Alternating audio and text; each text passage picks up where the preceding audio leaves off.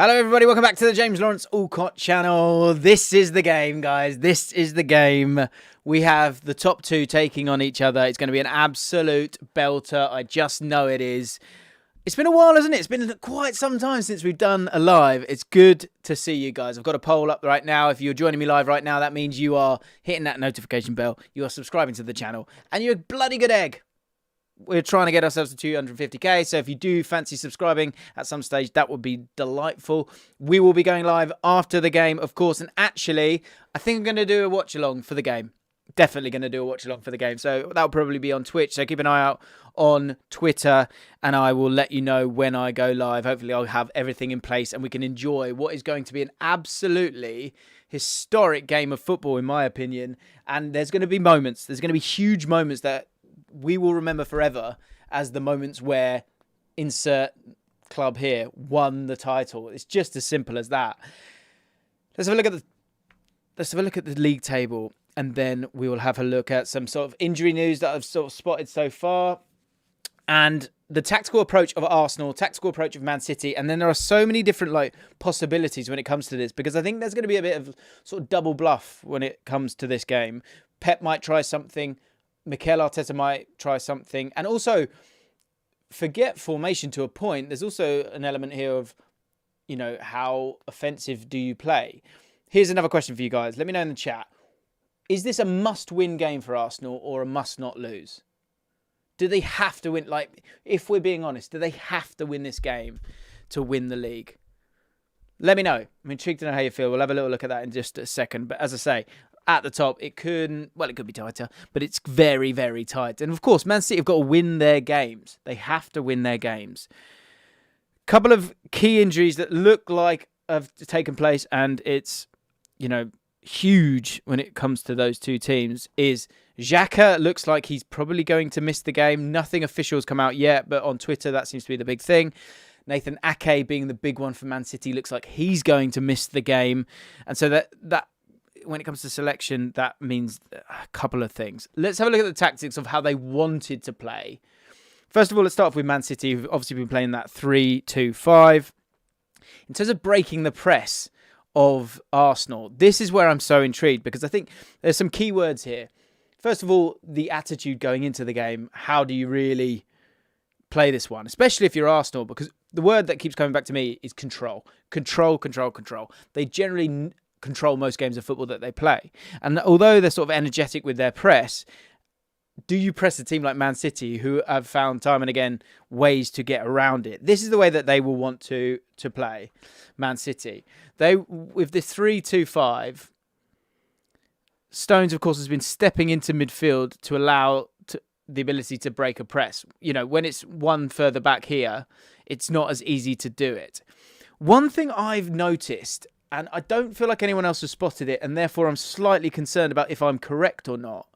And there's a positive spin here for Arsenal if they believe it, if Arteta sees it too. I feel like John Stones is a little bit of a decoy. I think that John Stones, in terms of freezing the opposition, that's his main role in terms of stepping up. I think he does get on the ball. But he gets on it, and I think, although he is progressive at times, he actually plays the ball quite safe a lot of the time as well. And I think the main aim, when you have those two players available, they find a way to get back to Rodri. I think they want to get to Rodri all the time, and I feel like John Stones is a decoy. Now, again, this is a dangerous thing to do, but if you believe in that, you can focus your press with that understanding that you think it's Rodri that's going to be on the ball as much as possible, and then look to try and stop those down that right-hand side. One question for Arsenal in terms of stopping Man City, because what they are brilliant at, of course, is progressing the ball. And the main aim here is to get the ball to Grealish and to Bernardo, who I think will probably start this game. We'll talk about Bernardo in a second. Of course, you could play Mahrez. But the idea for that is to get the ball to them and make the pitch as wide as possible to make it difficult for to both the back line, but also the midfield as well, and make Saka and Martinelli have to work back. Great way of showing this is if we have a look at the average positions of those two players, Bernardo Silva and hang on, let's go here. Bernardo Silva and Grealish in that game against Bayern Munich. We've got to remember here, in the game against Bayern Munich, they actually had 42% possession. So they have sacrificed an element of possession for a more vertical element here to get through the press. But Bernardo Silva starting wide and getting on the ball. Jack Grealish starting as wide as possible. And that comes from players like John Stones, but in particular Rodri, getting on the ball, getting through that first line of the press, and then you take a lot of players out of the game. You're able to get the ball up high and from a better starting point, and you're stronger in transition as well. So those two, I think Grealish obviously starts. He scored a goal in this game, and I think that's something to remember as well. Gundogan's got an interesting part to play in this game. A couple of times now, but utilising that width that we're talking about, let me just get back to that. By utilising that width that we're talking about, when you then switch the play, someone like Gundogan getting on the ball here, if you think of the goal, say Haaland makes a run, but the switch is there, the ball then makes its way to Gundogan. Because you're stretching that back line so much, it then allows Grealish from this wide starting position to come in and score a goal for the team. So that's going to be...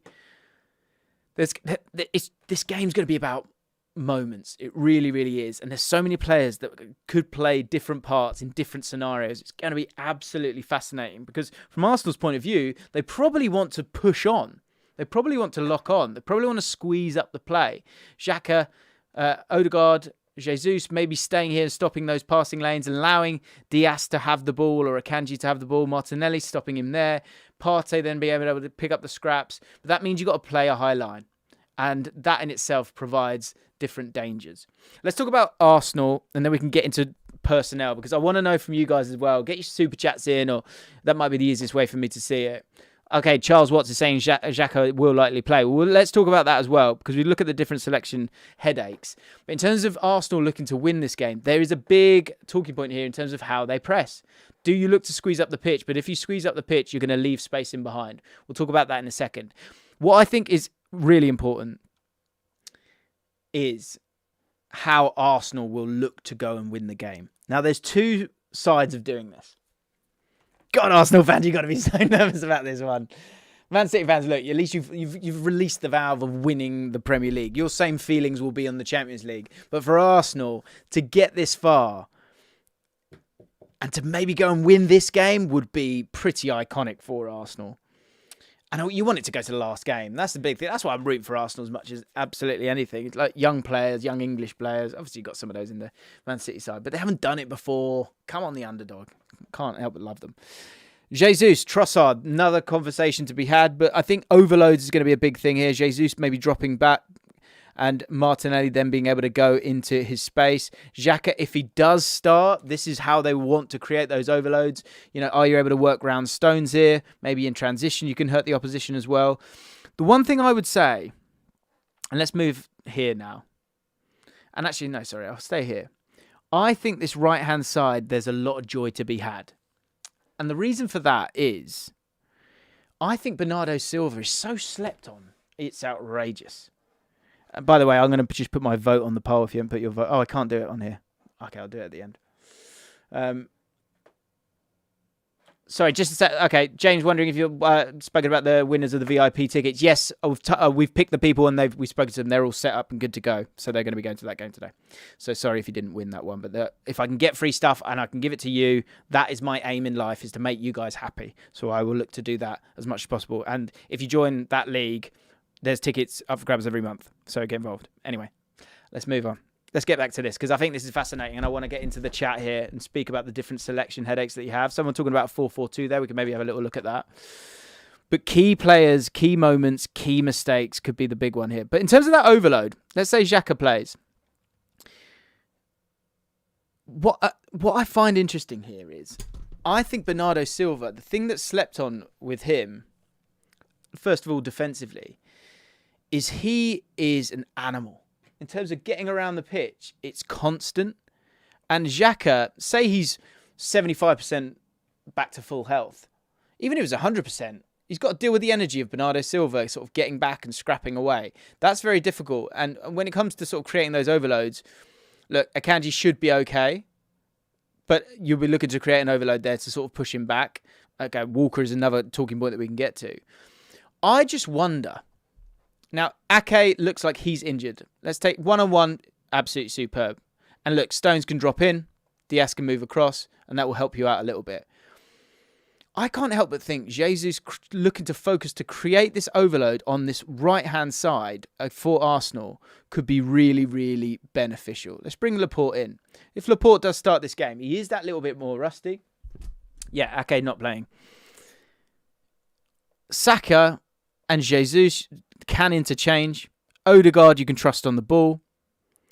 Look, Gundogan very clever, very smart defensively. I think Bernardo Silva's a bit more of an animal there. And Grealish, in terms of him coming back, again, has done some good defensive work this year.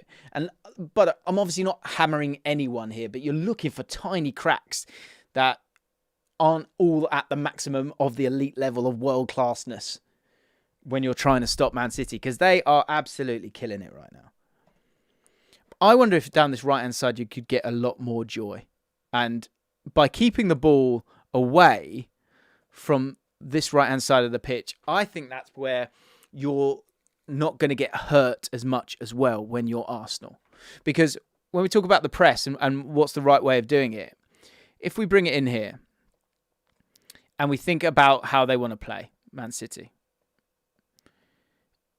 and if you're trying to stop them, you kind of need to lock on. Lock on. Grealish would be up right here, wouldn't he? Gundogan would be here. Oh no, hang on, I'm getting mixed up. Odegaard would lock on. Gundogan and Partey would sort of have to deal with it. Ben White will come in here. If you're really going to press up high. Partey patrolling here like he has done. Zinchenko will step in as well. We know this is going to happen. And you'll kind of leave two. You'd hope that KDB comes back. Bernardo wants to get on the ball as well, right? This is where I'm struggling to find a way for Man City to not win this game. I'll be honest. Because get the ball to KDB anywhere, even if KDB drops deep here. Stones with his long-range passing as well. This space here. Now, forget these channels here. I don't think in transition, I wouldn't worry about those areas of the pitch if I was Arsenal. But that one ball through the lines here is obviously a huge concern. And what that leads me to think about is actually this. Ramsdale off the back of a mistake. And if Arteta goes, look, we're going to have a little go at you here. We're going to do what's worked for us. We're going to press high. I think it's to a point fair, to a point dangerous. Because, look, if you allow them to sort of play the whole game in your final third, then you're in trouble as well, right? And also, this is the reason why I was saying Jesus, keep him on that left-hand side when you've got the ball. Because in transition, I don't want KDB on the ball. Now, you might be able to move him about, and that's another thing that you could massively change as well. Like if you think about when they do get the ball, there's something interesting here as well when it comes to Bernardo Silva. Bernardo Silva can come play here if he wants to. And if you do that and you've got a lot of possession, what that might lead to, go back and create that width that you would get here. Partey dropping here. Haaland's going to be on him. What I think might happen sometimes is KDB's going to want to come out here and get on the ball. Because what you know he can do is find that back post ball to Haaland. And you can just see Haaland bullying, holding here. Talk about matchups. What a huge matchup this one is when it comes to these two. Let's move it along a little bit. But if where are you safer? Are you safer higher up the pitch? Or are you safer and going full on with that? Or does it need to be a bit more of a mid-block? Because, again, I come back to that initial question. Do they need to win this game? Do they actually need to win this game? And also, when it comes to Man City side of it, a draw will do. I don't think this is in Pep Guardiola's kind of makeup, really. But do they need to win it? They just need a draw here. They just need a draw. So I think containing and ensuring and almost maybe even letting Arsenal come onto them a little bit because Arsenal need to win this game. That's an interesting one. But I cannot see this game not having a KDB assist, I just struggled to not see it. I think Bernardo will... I see a matchup here where he could maybe overrun him a little bit. Can Xhaka deal with Bernardo? Can Xhaka deal with the interchange between these two defensively? Can Zinchenko deal with those two together? Possibly. And possibly higher up the pitch if you play that way. It's going to be a cracking game. It's going to be an absolutely cracking game. Is it Stones that steps in here? Of course, you come here. Martinelli one-on-one with Akanji. Can he deal with it? And then when we're talking about different matchups here, both with substitutes and otherwise, do you bring Trossard in here? I'll sort of put it to you guys now. Let me have a little read of the chat, see if any sort of questions or thoughts.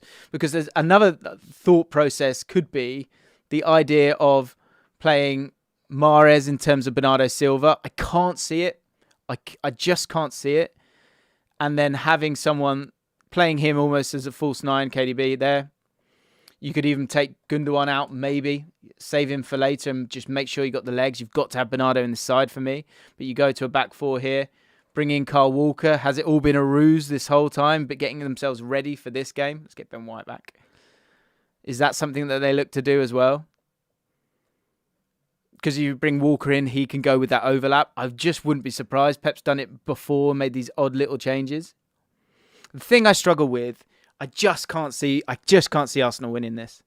I just think there's so many overloads. And if they do look to drop off a little bit, I think Bernardo Silva gets the better of Xhaka. I think there could be space in this area of the pitch where KDB could drop into it. Bernardo could be in there as well. I'm just going to go back because I don't think this is what the starting lineup will be. I think Gundogan will play. I'm just struggling to find a way for Arsenal to win this game. I think the smart thing for Arsenal to do is to stay in the game. Get to the second half. Let's have a look at some of your super chats, and then we can talk about maybe the idea of Trossard as well as an option. But I wonder if there is something about focusing on that right-hand side. Saka up against Laporte. Is that where the game's going to be won? Is Grealish is going to sort of come into central areas. They don't like that burst of pace that they previously had. With Sterling or Jesus, because they'll get hurt in transition. They want to be careful. DJD, real question, James. Who do you want to win? I want Arsenal to win because I want the title race to be interesting. And I like this Arsenal side. I think there's a lot to admire about them. And I don't think we expected them to be there. I believe that Man City will win this game. I'll give you my score prediction at the end. Keep you sticking around, you nutcases. That's how I see it happening, to be honest. I think Xhaka playing from, in terms of having the ball, I think that's the big thing here as well. Is they've got to play like the home side. If you think of that game that they played, let's go to it. Is this the previous one or is this one? Last time they played, I've lost it now. The last time these guys played, Arsenal were good. Did Man City let them have the ball a little bit? Yes, possibly. Bernardo Silva also played as a sort of left back at that point, which was odd. And just didn't really work for me at all. And then they kind of reverted back to time. Bernardo Silva went over to that right-hand side, and I don't think we've seen it since. But when I come back to that word of control, that's going to be a big thing. Because what you do have is techers in this Arsenal team. And they can get on the ball. Can they play with that confidence to go and do that? Ben White getting on it. Saka, pinning Laporte and spinning him. Using the width sometimes.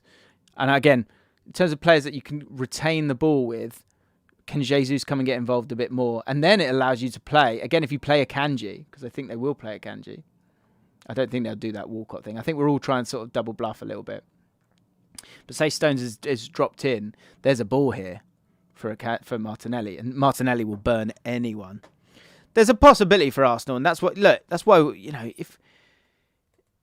if you just thought every team's going to win every game blanket, It's obviously it's Man City. Obviously, Man City win every game that they play. But I believe it or not, I haven't checked it. I don't think they've won every game this year. Maestro D, my boy. May I recommend a narrow 4-4-2 if Xhaka is out? Start Trossard.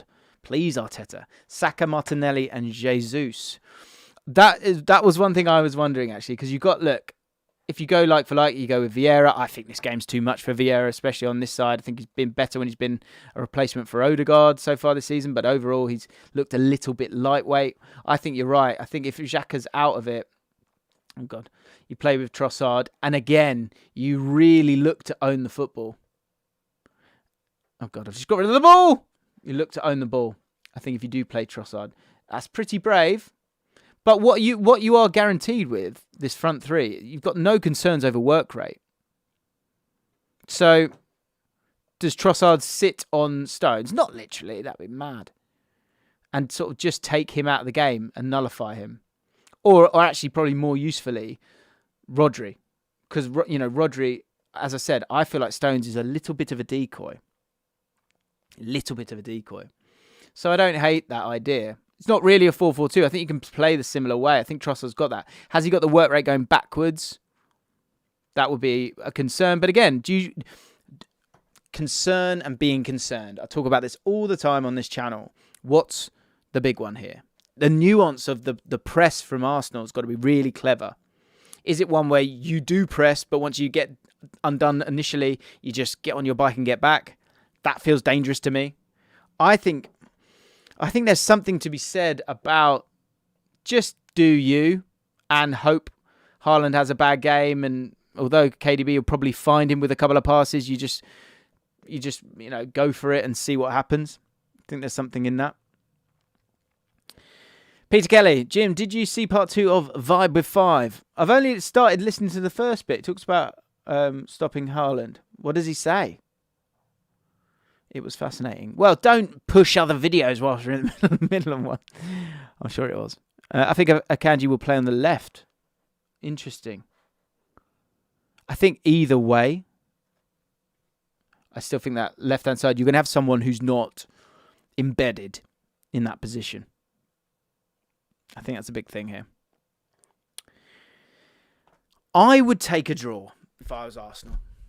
I would take a draw and stick around and see what happens, because you just don't know. You really, really just don't know. People talking about Partey playing as a right-sided centre-back. And Tierney, that's another interesting one, actually. Let's have a look at Tierney. I do wonder if there's something here as well. Say Xhaka's not going to play. You want Zinchenko, I think, to play. I haven't got Tierney here. Forgive me. But say you put Tierney there.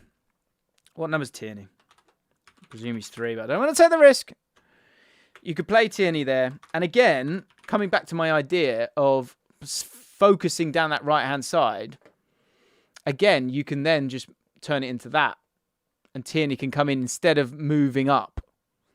But again, if that might allow you that little bit more. Let's just move it up. Say you're focusing down this left-hand side. Let's stick with the Akanji over there at this moment. Maybe you won't be there.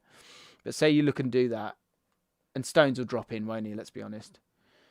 What might be a good option, because Zinchenko's going to go in here. But if you had him playing as a Xhaka, Partey playing up a bit higher, Odegaard's going to be up here, Saka's going to be on the ball up here, Ben White's going to be looking to do it here, Grealish will be a bit concerned, so he'll pop back. And then what you could do is you could go to a proper back three. Tierney's done that for Scotland.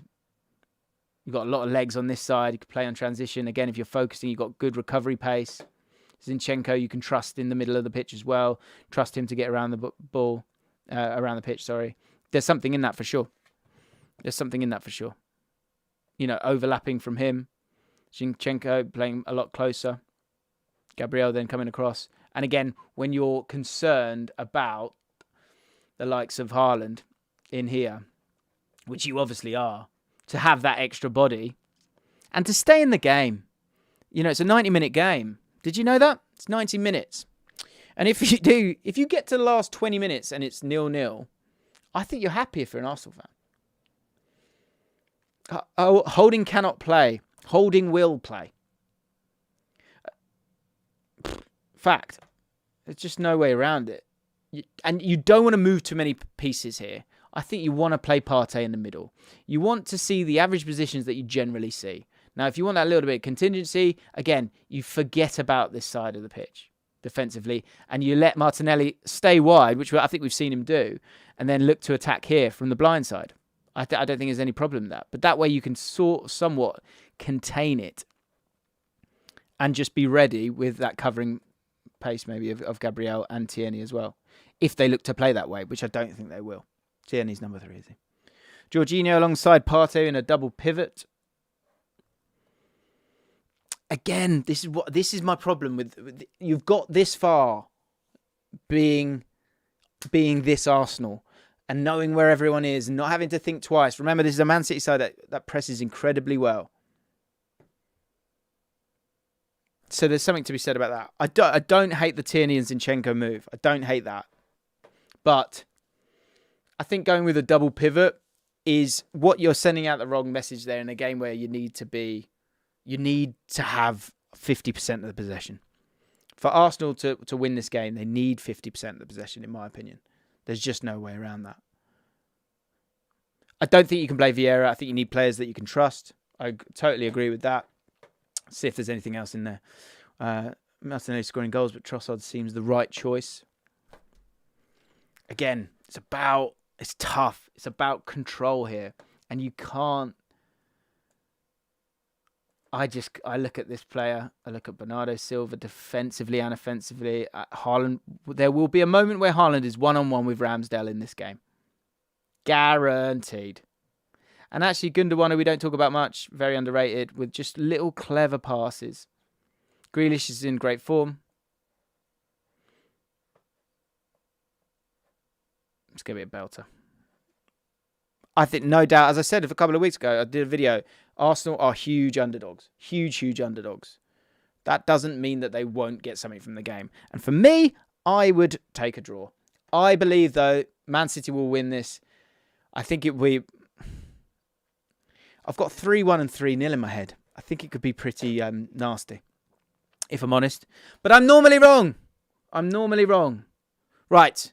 Join me on Twitch. Keep an eye on my Twitter. Subscribe to the channel. Click all the buttons, is what I'm trying to say. Very close to 250k. So smash that subscribe button. If you enjoyed yourself, hit the like button as well. Is that enough buttons? Christ. Oh, we've got one last super chat. Let's hear it. Let's hear it then. Arteta would make mistake if he changes the system. Let's finish with that. Absolute belter of a comment from Massim Pervez. And that's why he's the best commentator in the game. Congratulations to Massim. You're the real winner.